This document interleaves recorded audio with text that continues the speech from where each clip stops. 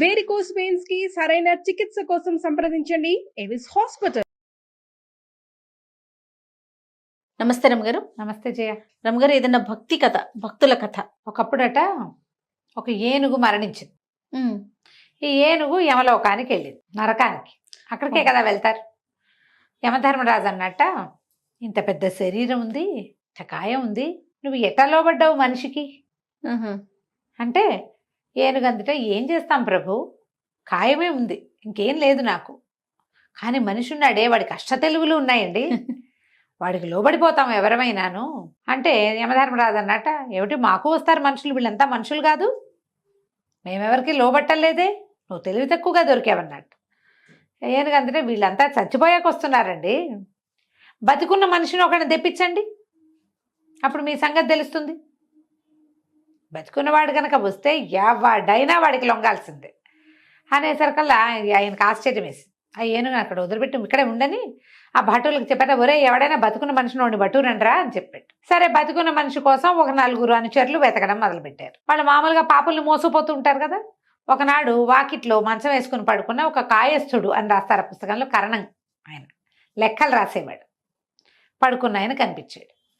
కనిపించేసరికల్లా వైనంగా ఉన్నాడు, ఇంట్లోకి వెళ్ళి వెతకక్కర్ల, రోడ్డు మీద కనపడ్డాడు, వాకిట్లోనే తలిపేసి మంచం వేసుకు పడుకున్నాడు. 4 పక్కల ఎత్తి మంచం లేవదీశారు. లేవదీసేసరికి అర్థం కాలే ఆయనకి, ఎవరో లేవదీస్తున్నారని చూసుకున్నాడు. చూసుకుని, ఎవరు బాబు అంటే, యమధర్మరాజు మిమ్మల్ని తీసుకురమ్మన్నారు అంటే, నేను చచ్చిపోయానా అన్నాడు.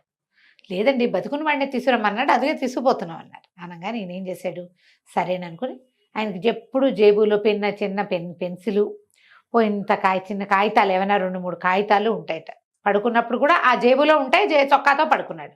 జేబులో నుంచి పేపర్ తీసి అందులో రాశాడు, ఏవో 4 వాక్యాలు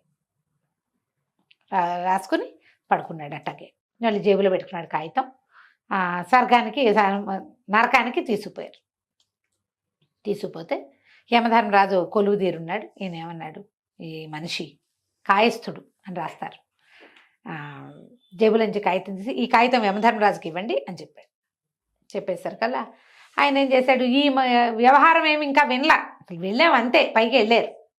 ఆ కాగితం పట్టుకెళ్ళి ఆయనకి ఇచ్చారు. ఆయన కాగితం విప్పి చదువుకున్నాడు. చదువుకుంటే, వైకుంఠం నుంచి రాయబడింది కాగితం. నువ్వు చాలా శ్రమ పడుతున్నావు, నా మనిషిని వాడుకో, ఈ వ్యక్తిని వాడుకో, ఇట్లు నా శ్రీమన్నారాయణుడు చేవరాలు అని ఉంది.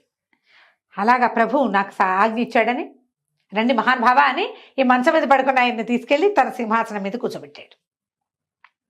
కూర్చోబెడితే, ఏమిటి మహాప్రభు, శ్రీమన్నారాయణ ఆజ్ఞ ఇచ్చాడు, అదే కదా, ఆజ్ఞను పాటించద్దు, కాగితం చూసుకున్నాక మనం ఏం చేస్తాం, ఏదైనా ఒక ఆర్డర్ చూడగానే దాని ప్రకారం అంతే అంతే కదా. అక్కడ చీర కూర్చోబెట్టంగానే ఓ మనిషి వచ్చాడు. ఒక ఆవిడని పిలిచారు, ఒక పాపి. ఈమె గేదెల్ని తోలేదు, గేదెల పాలు తీసి పిల్లలకి పోసేది, పాలు అమ్మేది. అయితే అమ్మేటప్పుడు చాలా నీళ్లు పోసి అమ్మేది. నీళ్లు పోసి అమ్మటం వల్ల చాలామంది పిల్లలకి పొట్టలు ఉబ్బిపోయి జబ్బు చేసింది, కల్తీ పాల వల్ల. ఈమెకి ఏ శిక్ష విధిస్తారు, వైకుంఠానికి పంపించండి అన్నాడు. వైకుంఠం అంటే వీళ్ళకి అర్థం కాలేదు, కానీ ఆయన చెప్పాడు కదా, ఆయన ఏం చెప్తే చేసేయాల్సింది. వైకుంఠానికి వెళ్ళిపోయింది ఆవిడ. అక్కడి నుంచి వాడెవడో ఇంకొకడు తప్పుడు లెక్కలు రాసి దీనికి ఒక వంతెన కట్టారు. తప్పుడు లెక్కలు రాశాడు వాడు. లెక్కలు రాసి డబ్బు తను వెనక్కి వేసుకుని మట్టితో ఇసుకతో కట్టేశాడు. అది వంతెన కూలిపోయింది. చాలా మంది మరణానికి కారణమయ్యాడు వీడు. వైకుంఠానికి పంపించండి. వైకుంఠం ఓకే, అర్థం కావట్లేదు జనాలకి, కానీ చూస్తున్నాడు యమధర్మరాజు. మిగిలిన వాళ్ళకి వీళ్ళకి నరక భటులకి ఏమి అక్కర్లా, ఆయన ఏం చెప్తే అది చేస్తారు. వైకుంఠం వైకుంఠం వైకుంఠం వైకుంఠం, అందరూ వైకుంఠానికి ఈయన బికమ వేసి కూర్చున్నాడు యమధర్మరాజు. అందరూ వైకుంఠానికి వెళ్ళిపోతున్నారు, ఏమిటి చేయాలి మనం ఇప్పుడని. ఈ లోపల ఏమైంది, వైకుంఠానికి క్యూ పెరిగింది. నరకలోకంలోకి వచ్చే పాపల క్యూ ఎంత ఉందో వైకుంఠానికి వెళ్ళే క్యూ అంతుంది. విష్ణుమూర్తి చూసుకున్నాడు, ఏమిటి ఇంతమంది పాపులు వస్తున్నారు, ఇంతమంది ఆత్మలు వైకుంఠానికి వచ్చేస్తున్నాయి అని చెప్పి ఈయన ఏమనుకున్నాడు, ఓహో అంత పుణ్యబలం పెరిగింది ఆ భూలోకంలో, అదేమిటో చూద్దామని ఇక్కడికి వచ్చాడు. విష్ణుమూర్తి నరకంలోకి వచ్చి యమధర్మరాజుని అడిగాడు, ఏమిటి ధర్మరాజా, ఇంతమందిని పంపిస్తున్నారు, ఇక్కడ ఏమైనా కొత్త దేవుడు వెలిసాడా, ఏ రకంగా వీళ్ళందరినీ వైకుంఠానికి పంపిస్తున్నారు అని అడిగేసరికల్లా, ప్రభు అది నా పని కాదండి, మీరు పంపించారు కదా లెక్కల వ్రాతగాడిని ఒకడిని, ఆయన పని. నేను పంపానా అన్నాడు. అవునండి అనేసరికల్లా ఈయన అడిగాడు, కాయస్థుడిని, విష్ణుమూర్తి. నాయన నిన్నెవరు పంపారని. తమరే ప్రభు అన్నాడు. నేను పంపానా నిన్ను అన్నాడు విష్ణుమూర్తి. మరి నా బాబు పనే అది, మా నాన్న వల్ల అయినా అవుతుందా నన్ను ఇక్కడికి పంపటం? మీరే తలుచుకుంటే అదే కదా ప్రభు అయ్యేది. భగవంతుడు తలిచిందే కదా అవుతుంది. నన్ను నరకలోకానికి పంపించారంటే అది నా వల్ల అయ్యే పని కాదుగా, భగవంతుడే చేశాడు. అయిందా? అక్కడి నుంచి ఈయన ఆశ్చర్యపోయి ఎలా తెలిసిందంటే ఇగో ఇలాగా. సరే అయితే పొరపాటున వచ్చావు, నువ్వు వెళ్ళిపో అన్నాడు. అదేంటి? భగవద్గీతలో ఏం చెప్పబడింది? నా ధామానికి ఎవడైతే వస్తాడో అక్కడి నుంచి నివృత్తి లేదు, వాడు వెనక్కి వెళ్ళాడని చెప్పావు. భగవద్గీతలో నుంచి ఆ వాక్యం తీసేయండి మీరు. తమరు చెప్పిందే కదా, నన్ను పొందిన వాడు ఇక వాడి వెనక్కి తిరగడు. నేను నిన్ను పొందాను, ఇదిగో నిన్ను పొందిన తర్వాత ఇక నేను వెనకెట్టా వెళ్తా, వాక్యం తీసేయండి అనగానే గతుకమన్నాడు భగవంతుడు కూడా. ఇప్పుడు స్వర్గం ఈ వైకుంఠం అద్భుతమైందని విన్నారు, అక్కడికి వెళ్ళిన వాళ్ళు ఎవరు వెనక్కి రారు, ఆల్రెడీ జనం వచ్చేసారు, వెళ్ళిపోయారు వాళ్ళంతమంది. వాళ్ళకి నివృత్తి లేదు, నేను నిన్ను ఇప్పుడు పొందాను కదా, దానికి నివృత్తి లేదు. సరే భగవంతుడు అన్నాడు, సరే ఎంత పాపాత్ముడైనా నా వైకుంఠానికి వచ్చాకే తిరుగులేదు, కానీ నువ్వు ఇలాంటి పని ఎందుకు చేసావు? ఇలాంటి పని ఎందుకు చేసావు అంటే, అవును నాకు అధికారం వచ్చింది. మనిషి అంటున్నాడు నాకు అధికారం వచ్చింది, నేను మంచి పనే కదా చెయ్యాలి, వైకుంఠానికి పంపడం కంటే మంచి పని ఇంకొకటి ఉందా లోకంలో? అంతే కదా అనేసరికల్లా ఈయన దేవుడు భగవంతుడు అడిగాడు, యమధర్మరాజా ఇతనికి ఎందుకు ఇచ్చావు సింహాసనాన్ని నువ్వు అని అడిగితే, తమరు రాసిచ్చిన కాగితాన్ని బట్టి ఇచ్చానండి అని. కాగితం నేను రాశానా అన్నాడు. రాసింది ఎవరు? అతనే.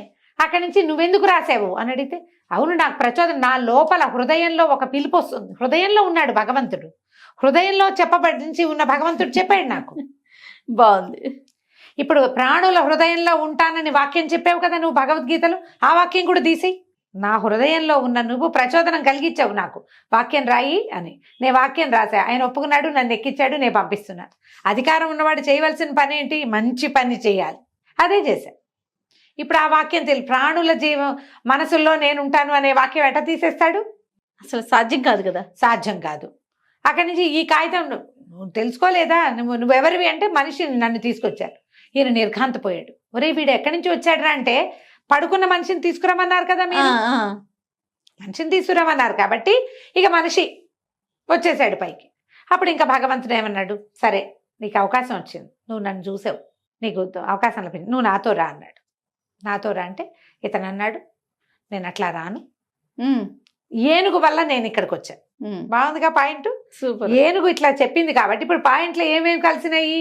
యమధర్మరాజుకి ఏనుగు చెప్పింది, నువ్వు బతికున్న మనిషిని తెస్తే నీ సంగతి తేలుతుంది అని. అవును, వీళ్ళు బతికున్న మనిషిని తెచ్చారు. ఈ వచ్చిన వాడు బతికున్న మనిషి అని వాళ్ళు చెప్పలా, కాగితం ఇచ్చేశారు ముందు. కాగితం చూసుకుని ఫాలో అయిపోయి ఎక్కిచ్చేసుకున్నారు. ఇప్పుడు తెలిసింది. ఇప్పుడు భగవంతుని చేరిన వాడు భూలోకానికి వెళ్ళడు, భగవంతుని చేరిపోయాడు ఆల్రెడీ. సరే నువ్వు నాతో వైకుంఠానికి రమ్మంటే నన్ను ఏనుగుని తీసుకొస్తేనే నేను వస్తానన్నాడు. అందరూ ఏనుగుని అడిగారు, ఏనుగు నువ్వు కూడా వస్తావా వైకుంఠానికి అంటే, నా సోదరులంతా ఇక్కడే ఉంటే నేను ఎటా వస్తాను అంది. అప్పుడు భగవంతుడు అన్నాడు, సరే అందరూ పదండి వైకుంఠానికి, మనం వెళ్ళిపోయాక యమధర్మరాజు ఆయన బాధ ఆయన పడతాడు. బాగుంది. గుంపంతా పోయారు. వీళ్ళందరూ కలిసి భగవంతుడితో కలిసి వైకుంఠానికి వెళ్ళిపోయారు. అధికారం ఇది కల్పిత గాథమ్మా. అది అధికారం వస్తే చేయవలసింది ఏంటి? మంచి, మేలు. ఏది అద్భుతమని నీ జీవితానికి అద్భుతమైన విషయంగా నువ్వు భావిస్తావో అది అందరికీ ఇవ్వాలి. చేయకూడదు ఏంటంటే అధికార దుర్వినియోగం చేయకూడదు. మనం ఇప్పుడు ఏం చేస్తాం? లోకులందరూ ఏం చేస్తున్నారు?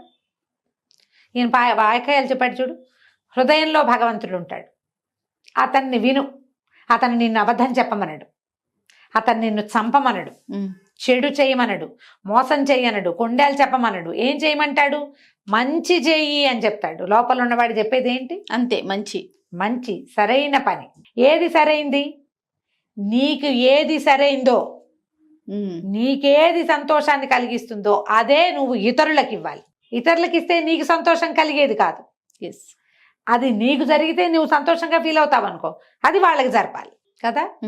అధికారం లభిస్తే చేయవలసిన పని ఏంటంటే మంచి ఈయనకి యమధర్మరాజుగా అయ్యే అవకాశం వచ్చింది. పాపల్ని వేయించండి గీయించండి అనకుండా మళ్ళీ పుట్టుకలేని చోటికి పంపించేసాడు. అది చక్కగా. ఉన్న వాళ్ళందరినీ పంపించేసాడు. కల్పిత గాథ యాక్చువల్ గా ఇది. కానీ ఎంత అద్భుతంగా ఉందో రమ్మగారు. ఎంత బాగా రాశాడు చూడు. చాలా చాలా బాగుంది. ఎక్కడ ఏమీ చేయకూడదు, నువ్వు ప్రయత్నం చేయి సాధ్యమైనంత. ఎప్పుడో ఒక్కొక్కసారి మనం అధికారాలతోటి ఇబ్బంది పడతాం. కత్తి మీద సాము అధికారం అంటే. ఆ కాస్త ఇబ్బంది పడ్డప్పుడు పడు, కానీ అవకాశం ఉన్నప్పుడు సహాయం చెయ్యి. మంచే చెయ్యి అని. కంచికి మనం ఇంటికి. నమస్తే అండి. నమస్తే.